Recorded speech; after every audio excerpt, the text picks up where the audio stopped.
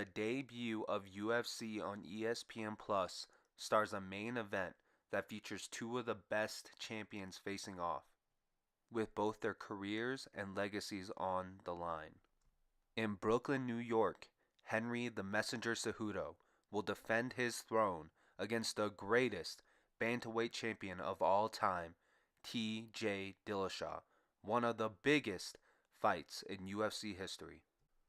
Welcome back, everyone, to the much anticipated fight breakdown of T.J. Dillashaw versus Henry Cejudo. I've been looking forward to this matchup for months now, and I'm more than excited to dig deeper into both their skill sets. The pot's been stirring for a while now, and both fighters have been throwing verbal shots at each other for weeks. Both are phenomenal fighters, and both are great champions, but only one will be named UFC Flyweight Champion of the World. Who wins, you ask? Let's dive in and find out. Like always, guys, we're going to jump into the physical stats of each individual fighter. Now, even though TJ is a division higher than Henry, he doesn't have any huge physical advantages. 3 inches for the reach and the height are obvious advantages, but it won't completely interfere with Henry's game plan. I think everyone expected TJ to have the advantage in those categories anyway, so there's nothing too surprising when it comes to these numbers. I'll be interested to see how TJ is able to utilize that reach and height because there's nobody as creative and unorthodox than TJ Dillashaw. One stat that isn't intriguing to the naked eye, but is very important with some research, is that Henry Cejudo is the only fighter over 30 years old that TJ has fought over the last 4 fights. That means Henry Cejudo will be one of the most experienced fighters that he has faced in his career. 2 of his 3 losses are against 2 of the best veterans in the bantamweight division, Dominick Cruz and Rafael Assunção. So we'll see what happens and if that means anything, and even if it doesn't mean anything, it's still fun to tease the idea. It's obvious to see who won the physical war here, T.J. Dillashaw. Now to start off, we'll be looking at the bantamweight champion T.J. Dillashaw. When you hear T.J. Dillashaw, what do you think? Great striker, knockout artist. T.J. Dillashaw is one of the best strikers in the world. The way he is able to switch stances at ease while feinting and shifting his shoulders is one of a kind. The only fighter that has a similar blueprint as TJ is Dominick Cruz. But besides Cruz, nobody in the UFC bounces around and moves like TJ. He's got amazing boxing. There might be no one better in the UFC at setting up opponents. Take a look at this video. When TJ fought Cody Garbrandt, he knew he dropped his left hand whenever he threw his right hook. So look, he throws the right hook here, misses it, he finds his range on the third one, and bam, drops Cody. Let me show you that again because that was beautiful. This was all set up. TJ made Cody think that he was a better boxer than him. But in reality, if you look, TJ saw the right hook open. He couldn't find his range on the first one, like I said before. Hits him there, but not as good. Hits him a little bit cleaner, and then bam, again. Look at how clean that right hook is. He did the same thing in their first fight. Look, sets up the right hook, bang, sleeps him. This isn't luck, guys. This is plain setup and skill. TJ Dillashaw is so smart and so creative on his feet. There's nobody that compares. He has great round kicks and front kicks to also mix it up with his punches. So his whole game is amazing. He's like a Swiss Army knife. He's got knees, elbows, kicks, punches. He mixes that all together. He overloads your brain by thinking, well, is it a punch? Is it a knee? Is it a kick? What is it? He's so creative and he mixes it up perfectly. One of the greatest strikers in MMA history. TJ Dillashaw's final striking grade is an A+. There's only a few people with an A+ in their categories. TJ Dillashaw definitely deserves it, and he's one of the greatest strikers I've ever seen. Now TJ isn't a one-trick pony. His grappling is also on a different level. One thing I love about TJ is that he uses his wrestling to set up his striking. You have to respect TJ's wrestling because if you don't, he'll take you down and you'll pay for it.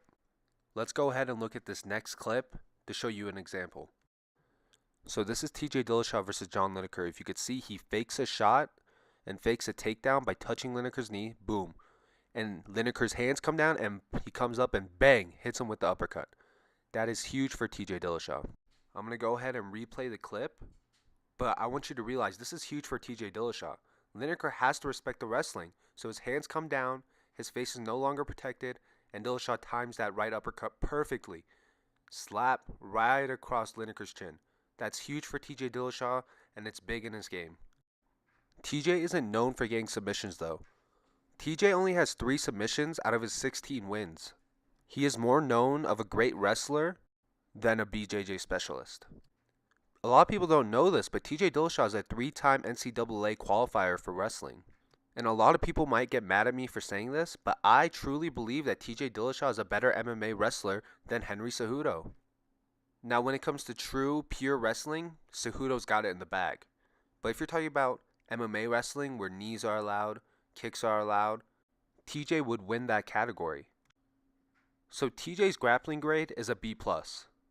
TJ has excellent wrestling ability, and he's great at scrambling out of positions on the ground. TJ Dillashaw has done it again! 2-0 over Cody. Moving on to the flyweight champion, Henry Cejudo. One big difference from Henry and TJ is that Henry isn't nearly as good of a striker as TJ Dillashaw. But he has improved. He's in a karate-style stance. It reminds me a lot of Gunnar Nelson, Conor McGregor, Stephen Wonderboy Thompson. Any fighter that fights out of the karate-style stance tends to paw that front hand forward. If you watch a lot of Conor McGregor videos, he's always pawing that hand forward, hand-trapping his opponent. And already, you see similar fighting tactics in Cejudo. Look at McGregor's right hand. He paws that lead hand, forcing Eddie Alvarez to throw the right hand, which is Conor's plan, so he could counter it and hit him with the left hand. And in a sec here, I'll show you how Henry Cejudo did that same tactic against Wilson Reyes. But look, similar tactic. They both have the lead hand out, hand trapping their opponent.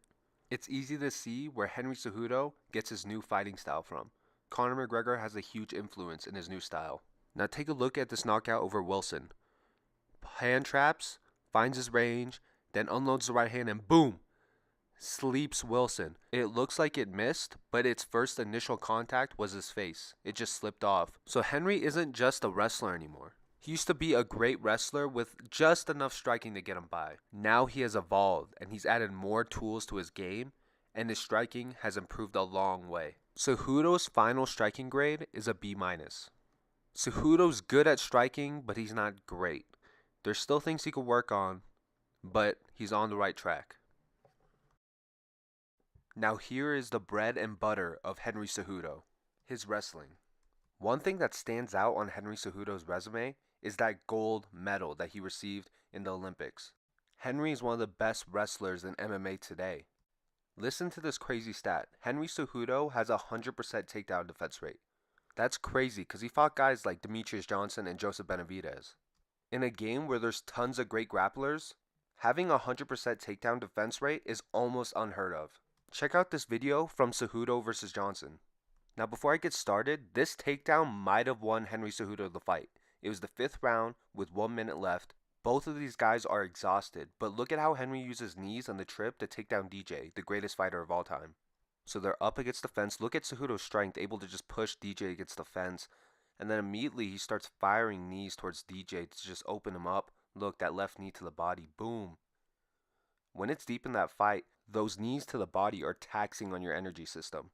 They end up getting off the fence, and I want you to look at this hook that Cejudo puts on DJ, right behind his leg, and folds him like a lawn chair. So Cejudo, look, his right leg is hooked right behind DJ's left leg, pushes him back so DJ has to trip and fall down, and boom, just like that, the greatest fighter of all time gets taken down in the final round in a terrible position. And even though DJ got right back up, it was still a great move by Henry Cejudo to hook the right leg behind DJ's left knee and to push him back. I'm going to be curious to see if Henry Cejudo can land any of these on TJ Dillashaw. A lot of these clinches happen in the DJ Cejudo fight because DJ was okay with clinching with Cejudo. DJ thought he could handle him on the ground, but obviously we saw it happen. Now the difference with TJ and DJ is that TJ doesn't want to clinch with Henry. TJ wants to use his slick footwork and crafty combinations and pressure to put Cejudo away. Cejudo's final grappling grade comes at an A. One problem with Cejudo's ground game is that he only has 1 submission on his record. If he wants an A+, he has to start submitting people. Having an A plus means you're perfect at almost all categories in the grappling or striking department. Plain and simple, if Cejudo could get more submissions, his grade will raise to an A plus. And new undisputed UFC flyweight champion of the world. Now enough of the past. I broke down each fighter. Now to the moment you have all been waiting for. Now for the moment you've been waiting 12 minutes for. My final prediction. I am very torn on this, but I do believe that TJ Dillashaw will defeat Henry Cejudo by second round KO. There's obviously a lot of questions I have about Dillashaw, like will the weight cut affect him? We will see on Saturday night. Everybody, please tune in to ESPN Plus for this great matchup. Like I said before, TJ Dillashaw by second round KO. I believe that TJ is too much for Cejudo. If he's 100%, I think he runs away with it. Hey, but you never know. Cejudo has done crazier things in his life.